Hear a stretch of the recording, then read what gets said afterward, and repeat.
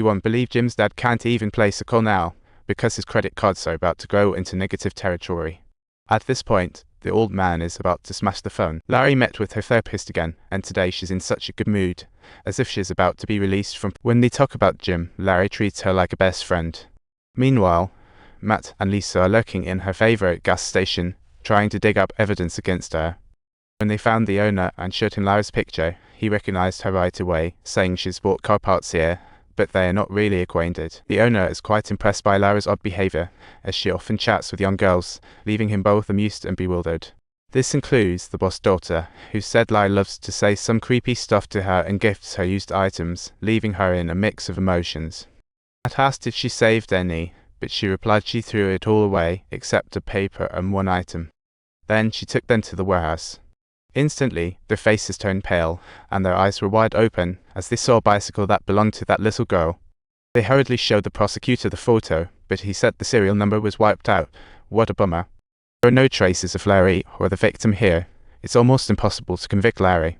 Lee desperately argued, but ultimately had to accept reality. Sister Jai in prison realized her identity might be exposed. She could become Nameless Corpse any moment. Her only hope is to find evidence against Larry and flee. Back in the cell, Jai finds Larry missing and eventually locates her in the workshop. She mentions her phone card got frozen today, and Larry jokes that she must have offended Yujing. Upon hearing this, Jai immediately defended herself regarding her little conflict with Yujing, but Larry chuckled, claiming she's never forced herself on anyone. He insisted those girls were all willing and adults. Sister Jai asked, so what exactly happened? Larry started recounting the tale of the girl found in the cornfield, saying that girl was very nice. However, she just kissed the girl once, and the girl turned into a crazed squirrel, yelling to find her mom. Larry found it too annoying and had to cover her face with a cloth. The girl woke up a few times, but Larry managed to deal with her using the cloth. During this, the girl kept grabbing Larry, finding her flesh in his nails when cleaning them. She couldn't quite recall if she ever forced herself on the girl because it felt like a dream. When she woke up, both of their clothes were gone, and the girl began screaming for her mom. Larry had no choice but to take her to a tree by the cornfield and give her the ultimate peace. After hearing this dramatic description, Jai struggled to control her emotions, and then they returned to their respective cells. Late at night, Larry suddenly called out for Jai, but no matter how she called, Jai didn't respond. She frantically covered her mouth to keep from crying, waking from a nightmare the next day. Larry stood at her cell door and told Jai it must be because of the story she told yesterday that caused her nightmares. Jai replied that it was a story and then said it's absurd that she had lied to her most trusted friend just to weave it. When she clearly considered Larry a friend, Larry wanted to explain, but Jai had already started brushing her teeth, pretending to be angry to salvage this heart-won mood. Larry hurriedly claimed everything she said yesterday was true, but Jai said she actually knew it was all stories. If she thought carefully, she would realize many details didn't add up, and Larry eagerly urged her to continue. Jai asked, "You've dug graves since childhood. Why not for the girl?" Larry surprisingly began to explain earnestly. She said digging graves requires suitable soil, and is difficult to find in the dark.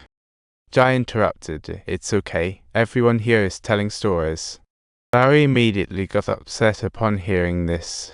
Then all of a sudden burst into laughter, firmly insisting that everything she said was undeniably the truth. Larry smirked at this, turning to Jai and telling her they would be conducting an office raid later. She knew this fish was finally on the line. At breakfast, Jai noticed many inmates glaring at her with venomous eyes, thinking, "I really can't take." She realized time was running out for her, so back in her room, she desperately tried various exercises to calm down. At this point, the alert Carter suddenly found her. Jai knew she meant trouble. Carter joked about whom she was investigating, assuring her she would keep it a secret. Carter stated she wanted nothing in return, just to know who she is working for, hinting that a good performance could land her a job with the lawmaker.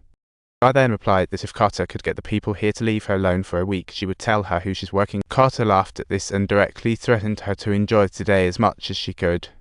Not long after, the prison guard showed up at Jai's door, warning her that anything could happen at any moment.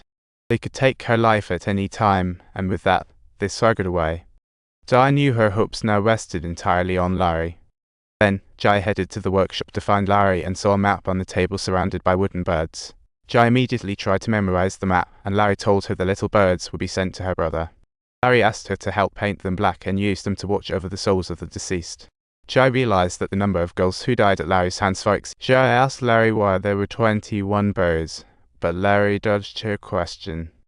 Jai promptly showed her brother her handiwork with a little bird, at which point the map rolled up a corner. Larry took the cue and rolled up the entire map, expressing her irritation at Jai calling her a liar. She said she remembered each goal. She didn't mean to force them, but they always fought back, and in the end she could only pin them down. Especially one girl named Anna, she was the hardest to handle. Her punches packed a heft like a man's, constantly trying to harm her. Jai inquired, why not dig a grave? You've done 100. Larry said Anna's grave was unusual and only she could find it.